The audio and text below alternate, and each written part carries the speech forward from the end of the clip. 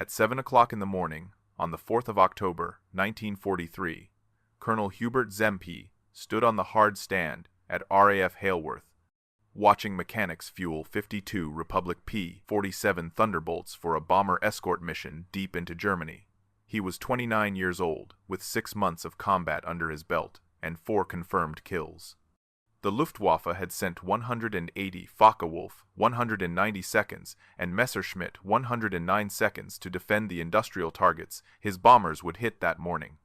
Every pilot climbing into those cockpits knew the numbers. The P-47 Thunderbolt weighed 7 tons empty, while the German Focke-Wulf 190 weighed less than 4. In a turning fight, physics won. The lighter fighter could turn tighter. The heavier fighter died. ZMPI's 56th Fighter Group had lost 11 aircraft in their first 4 months of combat, 4 pilots killed, 7 captured. The Germans called the Thunderbolt the Jug, short for Juggernaut, a flying tank that couldn't dogfight. American bomber crews watched P-47 seconds try to protect them and saw the truth. When Focke-Wulfs attacked, the Thunderbolts couldn't keep up through the turns. Luftwaffe pilots broke away from bomber formations, knowing the heavy American fighters wouldn't follow through vertical maneuvers. They were right. On the 26th of June, 1943, Zemke's group engaged Jagdgeschwader 26 over France. Veteran German pilots flew circles around the P-47 seconds. Literally, 5 Thunderbolts went down. 4 American pilots died. Captain Robert Johnson barely made it home with his aircraft shot to pieces.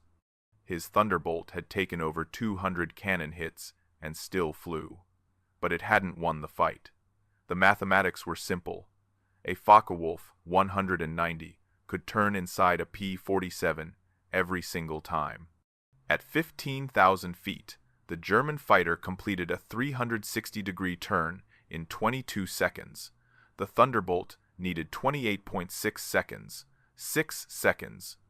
In combat, 6 seconds meant death.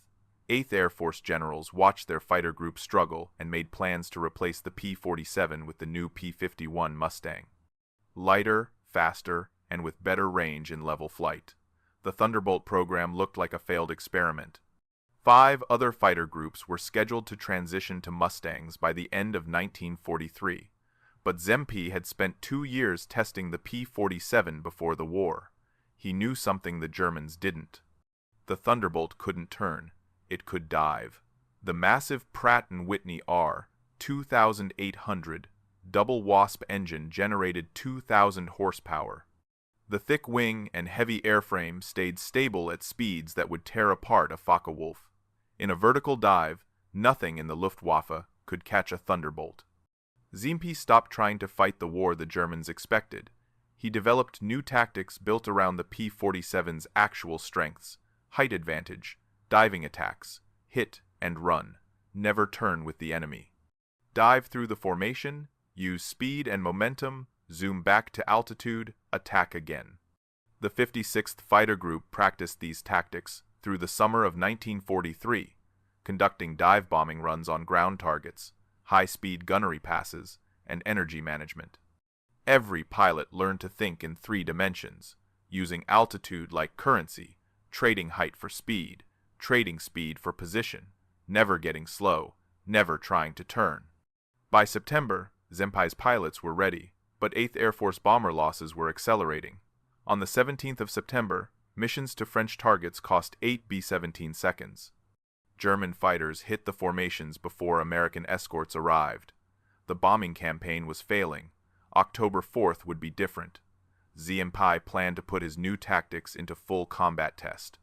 52 P-47 seconds, all diving from altitude, all using speed instead of turning, all trusting the mathematics he had calculated. The mission brief that morning included one detail that changed everything. The bomber stream would fly at 22,000 feet. Zemke positioned his Thunderbolts at 30,000 feet, 8,000 feet above the bombers, 8,000 feet of potential energy, ready to convert into diving speed. By noon, his 56th Fighter Group would either prove the P-47 could win or watch their bombers burn. German radar stations tracked the American formation, crossing the Dutch coast at 9:30 hours. Luftwaffe controllers scrambled Jagdgeschwader 1 and Jagdgeschwader 26 to intercept. 73 Focke-Wulf, 190 seconds, climbed toward the American bomber formation. German pilots expected what they always saw: American fighters flying tight formation alongside the B-17 seconds. Easy targets when forced to maneuver slowly to stay with the bombers. But Zemke's 56 fighter group wasn't escorting the bombers. They were hunting, 8,000 feet above them.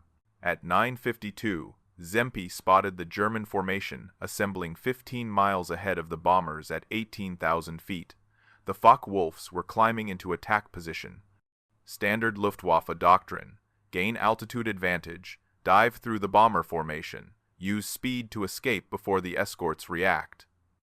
Zemke rolled his P-47 into a 70-degree dive. 51 Thunderbolts followed. 7 tons of aircraft and ammunition accelerating toward terminal velocity. The massive propeller bit into the thin air. The double Wasp engine roared at full military power. Airspeed needles climbed past 300 miles per hour, past 350, past 400. The German fighters never looked up. They were focused on the bombers below them. They didn't see 52 P-47 seconds screaming down at 450 miles per hour until Zemke's first burst of 50 caliber fire ripped through a Focke-Wulf's cockpit. The German pilot never pulled out of his climb. What happened next lasted 90 seconds. 51 more Thunderbolts dove through the German formation at speeds the Focke-Wulfs couldn't match. Each P-47 carried 8 Browning M2 machine guns, each firing 800 rounds per minute. The combined firepower of the group put 68,000 rounds into the sky every 60 seconds. German pilots tried to brake, tried to turn, tried to dive away, but the physics were wrong.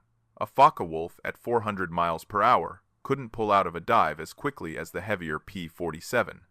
The Thunderbolt's thick wing and massive structure handled the G-forces better. Zemke's wingman, Lieutenant Walter Cook, watched a Focke-Wulf try to dive away from his attack. The German pilot pushed his stick forward. His fighter went vertical. Cook stayed with him. At 500 miles per hour, the Focke-Wulf's right wing folded backward and tore off. The wreckage tumbled toward the Dutch farmland below. The remaining Thunderbolts didn't dogfight. They didn't try to turn with the Germans. Each pilot made one high-speed pass, fired, dove through, then used their remaining speed to climb back to altitude for another attack. Zemke had calculated this exactly. The Thunderbolt's engine produced enough power to regain 8,000 feet in 4 minutes. 4 minutes. Then they could dive again. The German formation scattered. Focke-Wulf pilots, who moments before had been preparing to attack B-17 seconds, now fought for their own survival. They couldn't climb fast enough to escape the diving Thunderbolts. They couldn't dive fast enough to outrun them. They couldn't turn because the P-47 seconds never committed to turning fights. By 10 o'clock and 3 minutes, 11 minutes after the first attack, the sky above the bomber stream was empty of German fighters. The Focke-Wulfs that survived fled east toward their airfields. Not one German fighter made it through to attack the B-17 seconds. 0 bombers lost. Zemke's group reformed at altitude and continued the escort mission. The bombers hit their targets without interference. The return flight showed more Luftwaffe formations in the distance. None approached close enough to engage. The 56th Fighter Group landed at Hailworth between 1300 and 1400 hours. Ground crews counted ammunition expenditure. Gun cameras were pulled for film development. Intelligence officers began debriefing pilots. The initial reports seemed impossible. The group claimed 21 confirmed German fighters destroyed, another 8 probably destroyed, 16 damaged, 0 American aircraft lost, 0 pilots wounded. 8th Air Force Headquarters demanded verification. They sent investigators to interview every pilot separately. They analyzed all gun camera footage. They cross-referenced with radar tracks and radio intercepts. Every claim checked out. October 4th, 1943 was real. But that was one mission, one day. The Luftwaffe had hundreds of fighters. The strategic bombing campaign would continue for 18 more months. Could Zemke's tactics work consistently? Could other fighter groups learn them? Could the P-47 actually win the air war over Europe? 3 weeks later, the 56th Fighter Group would answer those questions in a way that terrified the Luftwaffe.